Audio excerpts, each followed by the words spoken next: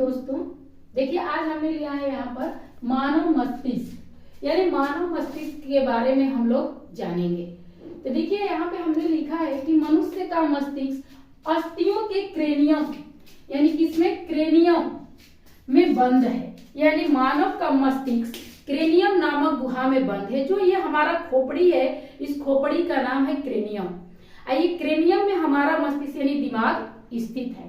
लेकिन इस क्रेनियम से के बाद एक और झिल्ली आती है, जिस झिल्ली का नाम है मेनिन्जीज। यानी उस झिल्ली का नाम क्या है, मेनिन्जीज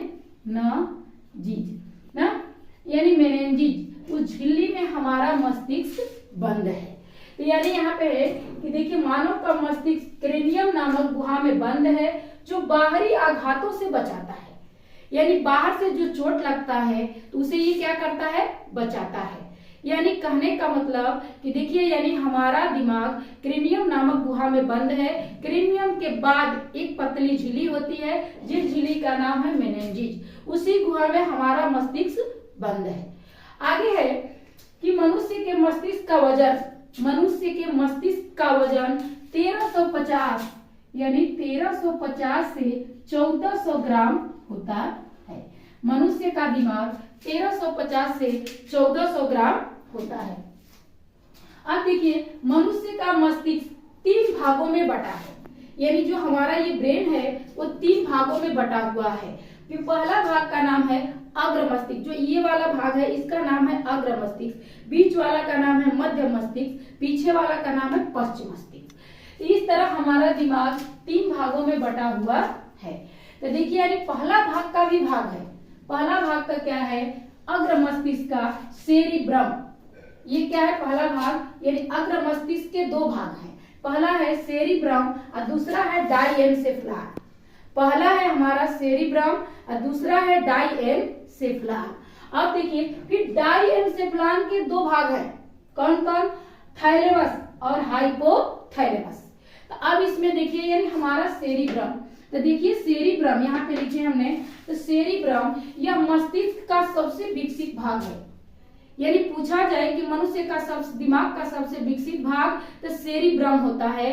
इसी सेरिब्रम से, यानी यही सेरिब्रम बुद्धि, स्मृति, इच्छा, स्मरण शक्ति, ऐच्छिक शक्तियों, पेशियों, गतियों और ज्ञान को, ज्ञान वाणी एवं चिंतन का केंद्र है। यानी सोचने समझने चतुराई का केंद्र है। कौन, सेरिब्रम।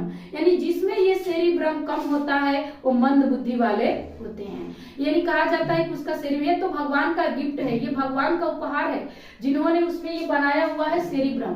तो यानी जिस इंसान का सेरिब्रम विकसित होता है वो बचपन से ही तेज होता है, बचपन से हर कामों में तीक्ष्ण होता है। लेकिन जिसका सेरिब्रम थोड़ा कम हो जाए, यानी थोड़ा कम हो जाता है, यानी छोटा हो जाता है, उसे मंद बुद्धि वाला कहा जाता है। आज यानी पूछा जाता है आपका क्वेश्चन, चतुराई, ज्ञान न, सोचने समझने की क्षमता किसमें होती है, तो सेरिब्रम में होता है। तो यही देखिए सेरिब्रम हमारा यानी मस्तिष्क का सबसे विकसित भाग होता है। अब देखिए यानी ज्ञानेंद्रियों से प्राप्त जो हमारी ज्ञानेंद्रियां हैं, ज्ञानेंद्रिय यानी आंख, कान, नाक, ये जीवा, इनसे जो ना ज्ञान मिलता है यानी प्रेरणा का, इसमें विश्लेषण, यही उसका विश्लेषण करता है। समन्वय का मतलब उसका तालमेल बनाकर रखता है। कौन, सेरिब्रम। यानी सेरिब्रम ही सब कुछ यानी संचालन उसका समन्वय करता है। चलिए आगे है क्या, थैलेमस। यानी थैलेमस का क्या कार्य है, तो देखिए थैलेमस क्या करता है, यह दर्द, ठंडा तथा गर्म को पहचानने में मदद करता है। यानी हमारा थैलेमस यानी बाहरी वातावरण, यानी बाहरी से जो होता है उसे ये क्या करता है, आभास कराता है। देखिए यहाँ पे दर्द यानी बाहरी दर्द, अंदर पेट दर्द को नहीं, पेट दर्द तो आप महसूस करेंगे, लेकिन बाहरी का दर्द यानी कोई आकर आपको मार दिया तो उस दर्द को कौन अनुभव कराता है, थैलेमस। आपका कौन अनुभव कराता है, थैलेमस। ठंड यानी वातावरण में जो परिवर्तन होता है, ठंड हमें लगती है, ठंड का हम अनुभव करते हैं, वो कौन बताता है, थैलेमस ना। फिर देखिए गर्म, जो चीज गर्म है उसको पहचानने में कौन मदद करता है, हमारा थैलेमस। इसके बाद है हाइपोथैलेमस के कार्य। ये देखिए यह अंतःस्रावी, अंतःस्रावी का मतलब होता है अंदर से स्रावित होने वाली ग्रंथियों से स्रावित होने वाले हार्मोन का नियंत्रण करता है। कौन? हमारा हाइपोथैलेमस, जो पोस्टीरियर दे रहा है कि पोस्टीरियर पिट्यूटरी ग्रंथि। देखिए यहाँ पे पिट्यूटरी ग्रंथि, हमारा यहाँ से भी एक क्वेश्चन बनता है कि मास्टर ग्रंथि के नाम से किसे जाना जाता है, तो हमारा मास्टर ग्रंथि के नाम से पिट्यूटरी ग्रंथि को जाना जाता है। तो वही पिट्यूटरी ग्रंथि से, क्यों इसे मास्टर ग्रंथि? क्योंकि इनसे अनेक प्रकार के स्रावित होने वाले हार्मोन इससे स्रावित होते हैं। किससे? हमारे अनेक प्रकार के जो हार्मोन है वो पिट्यूटरी ग्रंथि से स्रावित होते हैं।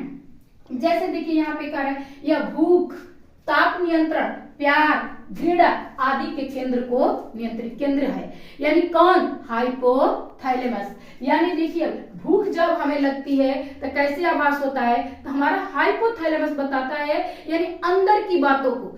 ये थैलेमस बाहर की बातों को अनुभव कराता है, जबकि अंदर की बातों को हमारा हाइपोथैलेमस, यानी अंदर जो कुछ अनुभव करते हैं उसे हाइपोथैलेमस। जैसे भूख लगी है, ताप का नियंत्रण, यानी किसी व्यक्ति को ज्यादा गर्मी अनुभव होता है, किसी को गर्मी ही अनुभव नहीं होता है, यानी गर्मी का जब हम अनुभव करते हैं ताप का, तो कौन बताता है?